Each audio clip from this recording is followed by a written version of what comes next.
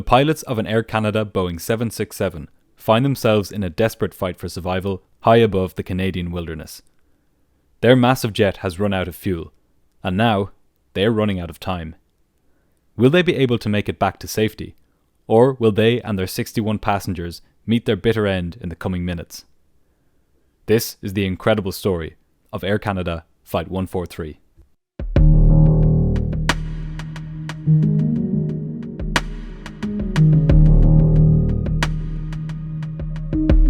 On the afternoon of July 23rd, 1983, 61 passengers and 8 crew boarded an Air Canada Boeing 767 at Montreal. They were bound for Edmonton, all the way over in the west of the country, with a brief stopover in Ottawa. Nobody knew it yet, but they were all about to become part of one of the most infamous events in the history of aviation. Many accounts of this incident focus on one particular mistake, but what most people don't know is that the story of Flight 143 involves a whole chain of unlikely and incredibly unfortunate events. This chain of errors would reveal critical flaws in Canada's aviation industry, which had implications for the entire world. That summer afternoon, Captain Robert Pearson arrived at Montreal Airport to take 61 passengers to Edmonton on one of Air Canada's brand new aircraft, a Boeing 767. At 48 years of age, he was a highly experienced pilot, with just over 15,000 hours of flying time.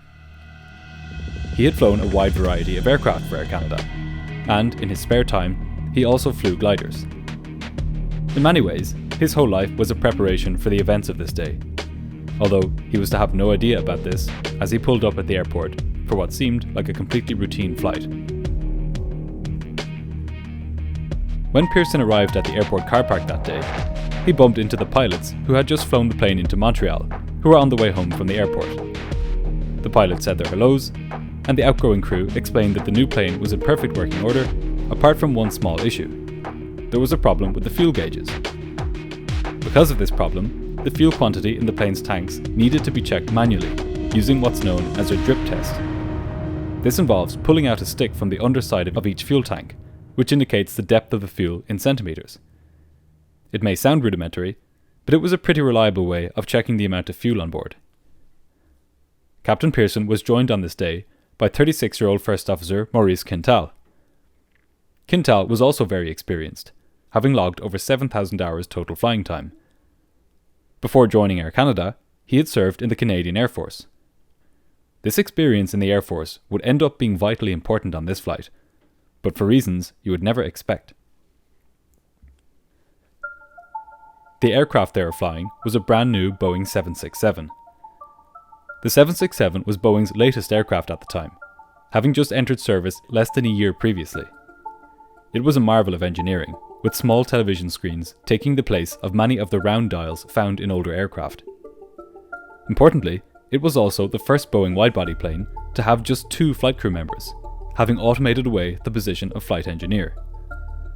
This apparent advancement would be met with serious scrutiny as a direct result of the events which would unfold on this day. In the Boeing 767, the fuel quantity gauges are located on the overhead panel. Sensors in the fuel tanks tell them how much fuel there is on board. For redundancy, there are 2 channels which feed the gauges this information, Channel 1 and Channel 2. If one channel fails, the other channel is able to display the fuel quantity by itself. However, if there is just one channel working, as there was on this plane, the plane's fuel must also be checked manually, just to make sure that the readings from that remaining channel are accurate. While the pilots had been chatting in the car park, a ground engineer was in the cockpit, troubleshooting the faulty gauges.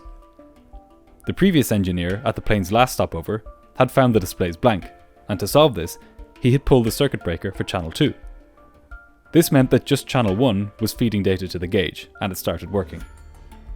Now, this ground engineer at Montreal wanted to see if he could get the system working by resetting it. He pushed in the circuit breaker for Channel 2, and the displays went blank. He then did a bit more investigating before writing up the issue in the plane's tech log. Then, just before he got the chance to pull the circuit breaker for Channel 2 to bring the fuel gauges back to life, he got called out to do the fuel drip test. The fuel gauges remained blank. This was the first link in an incredibly unfortunate chain of mistakes, which would soon endanger the lives of everyone on board. Meanwhile, Captain Pearson had arrived at the aircraft and began setting up the cockpit for the flight to Ottawa. As he did this, he noticed that the fuel gauges were blank. This made sense though, given his conversation with the outgoing crew a few minutes previously. He was expecting there to be a problem with the fuel gauges. Crucially, however, this was not the problem that the inbound crew had experienced. The fuel gauges had been working just fine for them. It was only the ground engineer's unfinished attempt to troubleshoot the gauges which had meant that they were now blank. But the captain didn't know this. He figured that this must have been the problem the other pilots had been referring to. Pearson figured that even though the plane was not allowed to fly with blank fuel gauges, Air Canada must have given it their blessing. This was common practice in the airline at the time, where planes were allowed to be dispatched even when they did not meet the requirements of the so-called minimum equipment list. But there was another thing which should have told the captain that the fuel gauges should in fact have been working. Before every flight, it is the captain's job to go through the aircraft's tech log to see what maintenance has been carried out on the plane and if it has any outstanding issues. In another incredibly unfortunate stroke of bad luck, when the captain opened the tech log, the entries of both engineers did nothing to disconfirm his belief that the plane had been flying with blank fuel gauges. The first entry, from when the plane was at its last stopover, read, "Fuel quantity indicator not working. Suspect processor unit at fault." And he gives the part number and then says that there's nothing left in stock. While the other tech log entry, from the ground engineer in Montreal, read, "Found fuel quantity indicator blank." In the case of the second entry, while the engineer did find the indicators blank, he was able to fix them. But the captain didn't know this. He was now firmly under the impression that the plane had been flying around without working fuel gauges, and that Air Canada must have given this its blessing. But all of this, while concerning, should not have been a major threat to the flight safety. After all, the captain didn't need fuel gauges to know how much fuel was in his wings. He could simply tell the fuelers to put in the amount that he needed based on the flight plan, and then have them confirm that amount by using the drip test. But this is where things start to get really weird. While the captain was up in the cockpit going through the tech log, the ground engineers were under the wings, measuring the depth of fuel inside the tanks. They first needed to check how much fuel was already in the tanks, and then they would top them up with enough fuel for the plane to reach Edmonton. They found that each wing had a fuel depth of about 60 centimeters, which, according to their conversion charts, translated to about 7,600 litres in total. But Pearson didn't want the figures in litres, he needed them in kilograms. However, neither he nor the first officer knew how to convert litres into kilograms. Canada had only just converted to the metric system, and besides, the pilots had never needed to make this conversion anyway.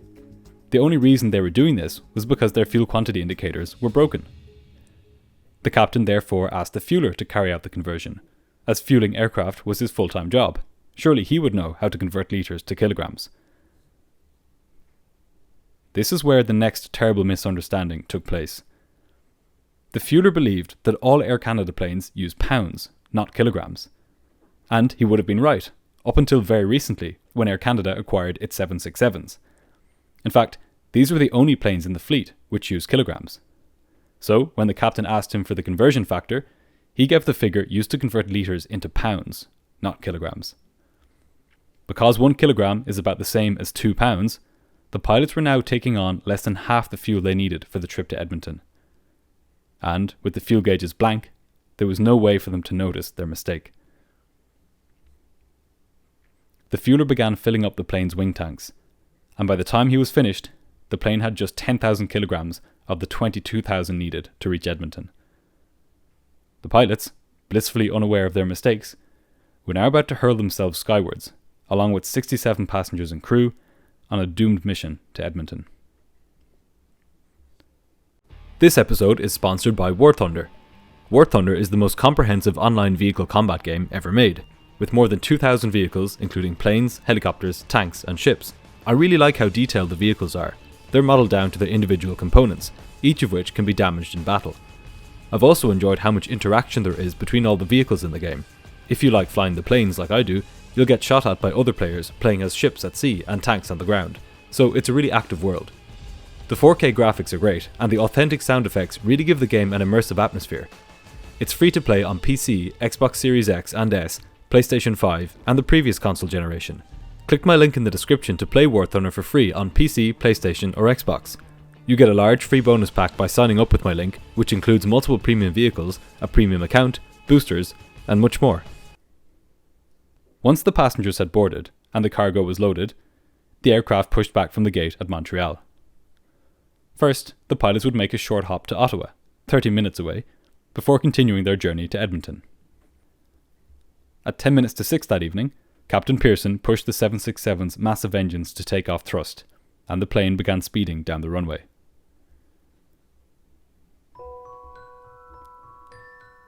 The departure from Montreal was routine. There was no indication to the pilots or the passengers that anything was amiss. But in the aircraft's fuel tanks, disaster awaited. With every minute that passed, the fuel level got lower and lower.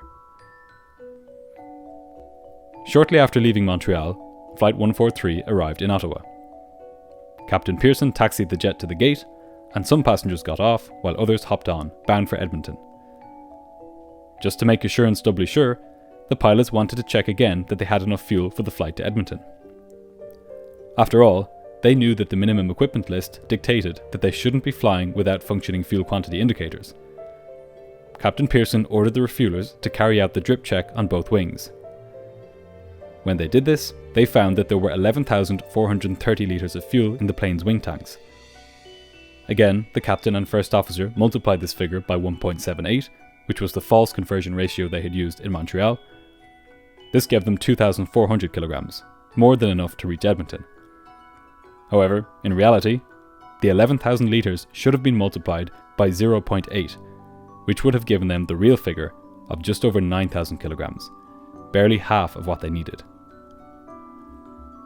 But because the pilots had been consistent in their use of the wrong conversion factor, all of the numbers checked out perfectly. Within a few minutes, the new passengers had boarded, and the flight planning was completed. From this point, there would be no further opportunities for the pilots to spot their mistake. When they started the engines again, the clock started ticking. Late that afternoon, Flight 143 took to the skies without functioning fuel gauges and with just half the required fuel in its tanks. For the first hour or so, everything was routine. As Flight 143 cruised high above the Canadian countryside, the meal service went through the cabin, and the pilots discussed the new aircraft and its systems. Another Air Canada pilot who was flying as a passenger had joined the flight crew in the cockpit. He was a pilot on the Boeing 727, a much older aircraft released in the 1960s. To him, the 767 was a substantial leap forward, and he was excited to get a look at how the aircraft operated. The plane was flying at 41,000 feet, which was higher than most passenger aircraft could fly at the time. Thankfully, given the storm clouds they encountered along their route, it was also higher than most of the weather. Nonetheless, the pilots gave the storms a respectful berth, not realizing that something far more troubling was brewing on the aircraft itself.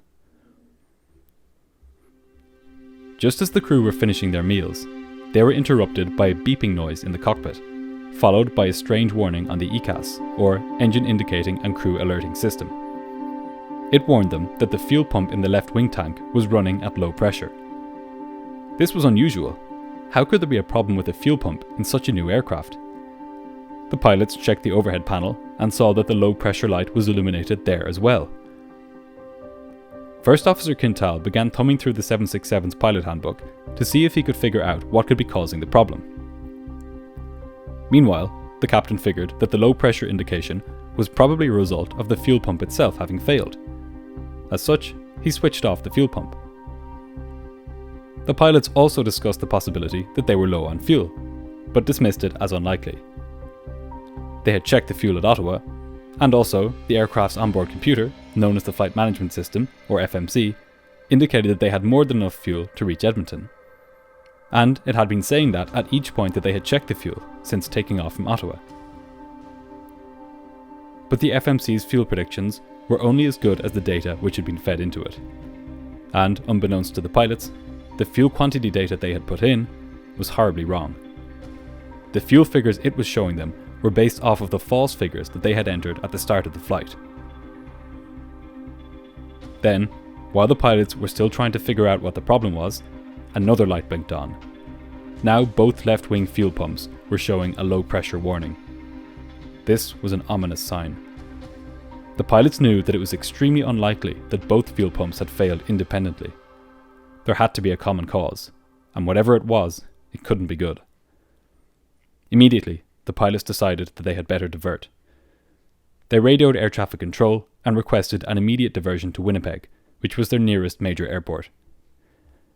Captain Pearson began turning towards Winnipeg and started descending. As the pilots troubleshooted the problem, the controller asked if they wanted the fire and ambulance services to meet them on the runway. The captain said that for the moment they wouldn't be needed. He was not to know that in a few moments, not even the emergency services could help him.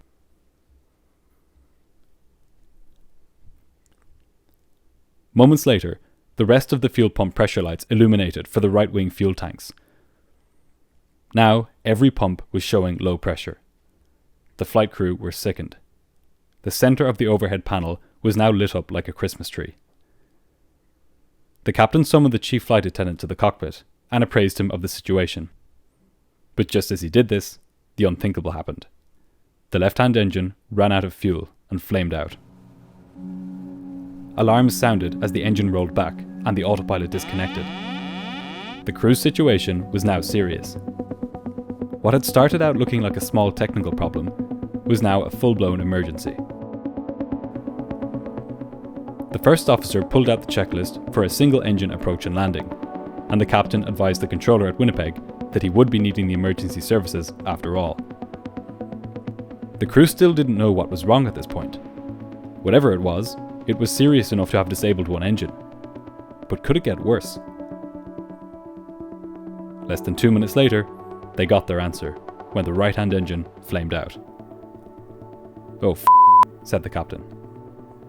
The pilots were stunned. Without engine power, their instrumentation had gone completely blank. Their state-of-the-art jet, carrying 67 passengers and crew, had now become nothing more than a gigantic glider. The comforting hum of the plane's two engines had been replaced by an eerie silence as the aircraft drifted steadily towards the terrain below. Despite their shock, the pilots had to act fast. They needed to pick out a place to put the plane down, and at their current altitude of 28,000 feet and descending, they didn't have much time. In an aircraft like the 767, the engines don't just provide thrust to move the plane forwards. They also supplied with electrical and hydraulic power. Now that the engines had stopped, the hydraulically boosted control surfaces on the wings and tail became incredibly heavy. To control the plane's descent, the captain had to pull the control surfaces against a mass of air moving at hundreds of kilometers per hour, with nothing more than the strength of his own arms. But the 767 was hiding a trick up its sleeve. Within moments, the ram air turbine deployed from underneath the aircraft. This is a small fan which spins in the wind, generating a small amount of electricity to run the aircraft's most critical systems. This returned power to the pilot's most important instruments, and crucially, it also restored some hydraulic power to the flight controls. The controls were still heavy, but at least they could now be moved a bit more easily. Captain Pearson declared an emergency to air traffic control and informed the controller that the aircraft had lost both of its engines. The controller cleared the aircraft directly to Winnipeg, where the pilots hoped they would be able to set the crippled aircraft down.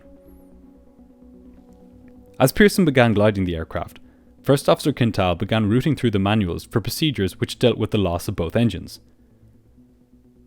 But to his horror, there were none. Boeing had simply never envisaged a scenario where a flight crew would have to glide one of their 767s. Pearson and Quintal had now become test pilots. But it was not just their lives at stake.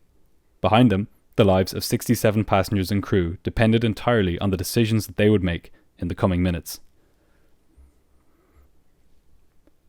The captain was eager to stretch the glide as far as possible. This way, he could keep his options open in terms of where he could set the plane down. As a glider pilot, he knew that to get as far as possible, he needed to glide the plane at its optimal speed, the speed which ensured the least loss of altitude per kilometre travelled. But there was a problem. Boeing had not published this speed in any of the manuals, as a double engine failure just wasn't a contingency they had thought about. Pearson simply had to make an educated guess as to the optimum glide speed and hope for the best. He figured that in a 767, this speed would be about 220 knots, or 400 kilometers per hour. And without engines, the only way he could control the speed of the plane was by manipulating the pitch attitude of the aircraft. Push the nose down and he would gain speed, pull it back and he would lose speed. His full attention now switched to maintaining 220 knots in order to stretch the plane's glide as far as possible. Now that they were established in the glide, the pilots faced a crucial question. Would they be able to make it to Winnipeg? Pearson was doing everything he could to stretch the glide, but would that be enough? Quintal needed to figure out how far they would be able to glide, given their current altitude. Normally, an instrument in the cockpit known as the vertical speed indicator, or VSI, would tell the pilots how fast they were descending. But without engines, this instrument had stopped working. As a result, Quintal had to do the calculations by hand. His calculations were critically important. If he made a mistake, it could mean the difference between life and death for everyone on board. The pilots were desperately hoping that Winnipeg was in range. Back in the passenger cabin, the chief flight attendant tried to keep his cool as he told the passengers about the plane's dire situation. The other flight attendants directed some passengers towards the rows beside the emergency doors and instructed them on how to open them. However, they knew very well that it was unlikely that these instructions would even be necessary. In all likelihood, the loss of both engines was a death sentence for everyone on board. But up front in the cockpit, the pilots were hard at work doing everything they could to put the odds in their favour. To calculate how fast the plane was descending, the first officer took readings from the plane's altimeter, which told him his altitude, and plotted them against the air traffic controller's reports of the plane's distance from Winnipeg. He did this at regular intervals in order to work out the plane's rate of descent, and therefore its range. When he did these calculations, what he found was terrifying. Over the previous 10 miles, the plane had dropped 5,000 feet. That meant that it was descending at a rate of almost 2,500 feet per minute. At that descent rate, it would hit the Earth in less than 10 minutes. There was no denying it. They would not make it to Winnipeg. Their best shot was now gone. But there was no time to dwell on this. Captain Pearson immediately began turning the plane north, towards his only other option. That option was Gimli, a decommissioned military airbase beside Lake Winnipeg.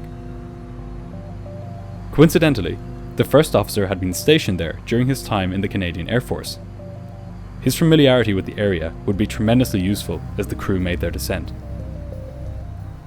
However, a terrifying surprise lay in wait for the pilots. Gimli had changed a lot since Quintal had been stationed there. In fact, it was now a public airport, and what's more, one of the runways had been converted into a racetrack. And today, Saturday, was family race day. As the pilots lined their massive aircraft up with the runway at Gimli, racers sped up and down it, cheered on by their families and friends on the sidelines. They had no idea as they barbecued their dinners in the evening sun that a massive passenger jet was now heading straight for them, in complete silence. The pilots, too, were clueless about the existence of the racers. They were too far from the runway at this point to see them. The captain was laser focused on getting his flying brick of an aircraft onto the runway. Without engines, there would be no second chances. He had one shot at landing this aircraft. But as if the engineless landing didn't already pose enough challenges, some additional problems began to rear their heads as the plane neared Gimli. The ram air turbine, that fan that had dropped from the fuselage to supply power, wasn't able to provide enough hydraulic power to lower the plane's flaps. Flaps are an essential part of any landing. They allow the aircraft to fly at slower speeds without stalling. Without flaps, Pearson would have to fly the aircraft at a much higher speed in order to prevent it from stalling and falling out of the sky. rather than the usual 140 knot approach speed, he would have to fly this approach at least 180 knots, or about 330 kilometers per hour. Then, the pilots encountered their next problem. When First Officer Quintal lowered the landing gear lever, the three lights which signified their successful deployment never illuminated. There simply wasn't enough hydraulic power to lower the gear. The aircraft was nearing the ground, and in less than a minute, it would hit. However bad the outcome of this was already looking, it would be worse if the plane's body itself had to take the brunt of the impact forces. Pearson told Quintal to use the emergency gravity gear extension switch. This switch released the door gear pins, allowing the gear to extend slowly under their own weight. The first officer watched anxiously, waiting for the indicator lights to show that the gear had dropped. After a nail-biting wait, the left and right main gear locked into place. But worryingly, the nose gear didn't. Without a nose gear, the nose of the aircraft would end up scraping along the ground after touchdown, making it nearly impossible to steer the plane left and right, and putting tremendous strain on the aircraft's structure. Given how fast the plane was coming in, the pilots didn't know whether the aircraft could take this strain. There was a very real chance that it would break apart on impact, dashing the odds of survival for the passengers and crew. Captain Pearson now had in his hands an aircraft which was more crippled than any he had handled in his entire career. He had no engines, no flaps, no nose gear, and as he slowed the plane for landing, the ram air turbine was no longer able to produce as much hydraulic pressure, which made the flight controls even harder to operate. Just as he neared the runway, when he needed the most control he could get, Pearson's control column was becoming increasingly heavy and difficult to manipulate. But as the massive aircraft got closer to the runway, a new problem emerged. The pilots, eager to conserve altitude during the glide, had ended up too high on approach. They were now well above where they needed to be, and they had to get down. If they simply dove towards the runway, they would gain too much speed, and would end up going off the end of it on landing. Somehow, Pearson and Quintal needed to figure out a way to lose altitude without gaining too much airspeed. Under normal circumstances, if they found themselves too high, the pilots would be able to use the speed brakes. Speed brakes are flaps that pop up from the wings to slow the plane down, and allow it to descend without getting too fast. But without hydraulic power, the speed brakes weren't working. The pilots needed another solution. They considered doing a 360-degree turn to put more space between their plane and the runway. However, Pearson realized that while they were too high to simply dive towards the runway, they were too low to make a full 360. If they attempted it, they would run into the ground before making it back to the runway. It appeared that the pilots were now out of options.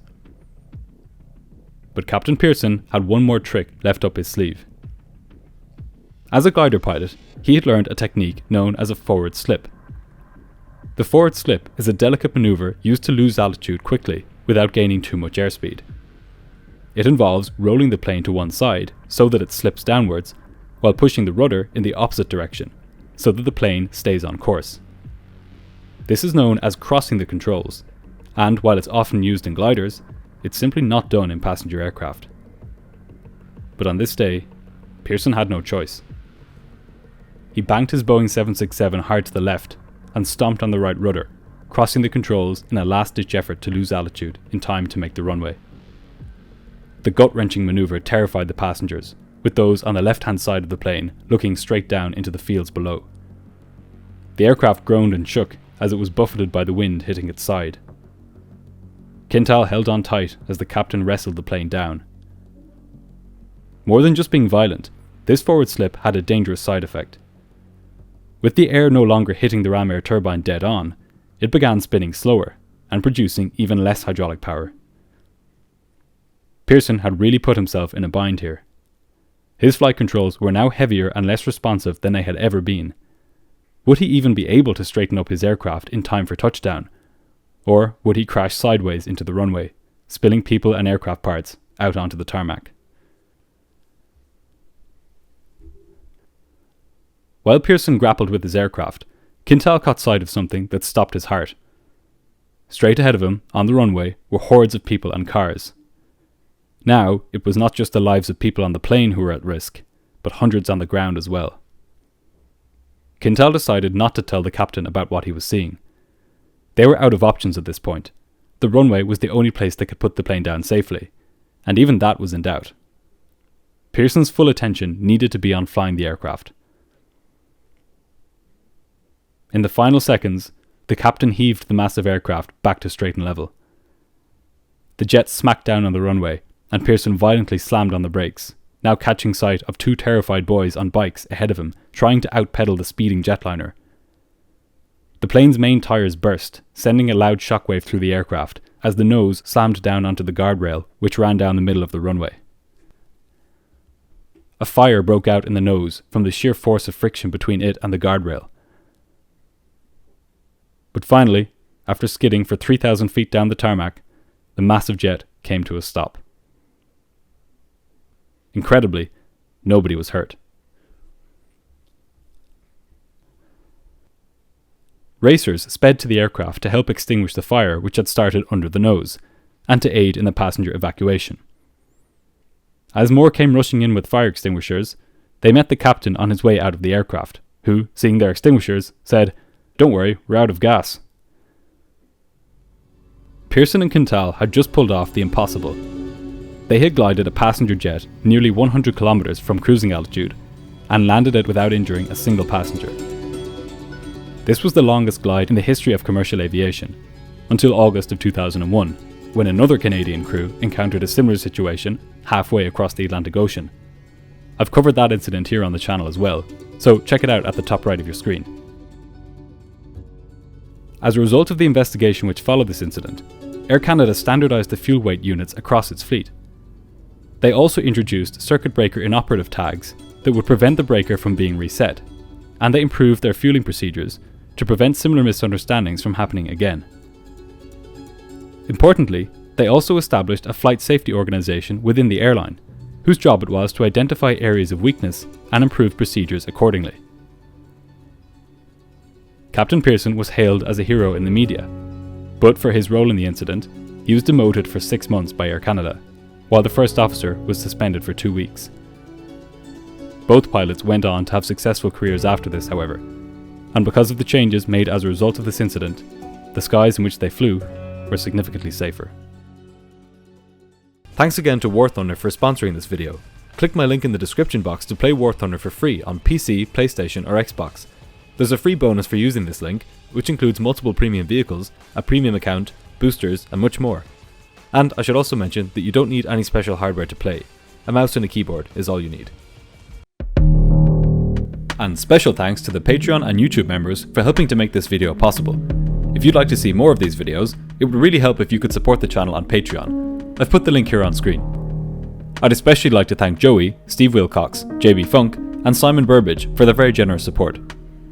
Green Dot Aviation now has a Discord server, so if you'd like to join a growing community of people discussing all things aviation, just tap the link in the video description and I'll see you there. Thanks again for watching, and I'll see you soon for the next episode.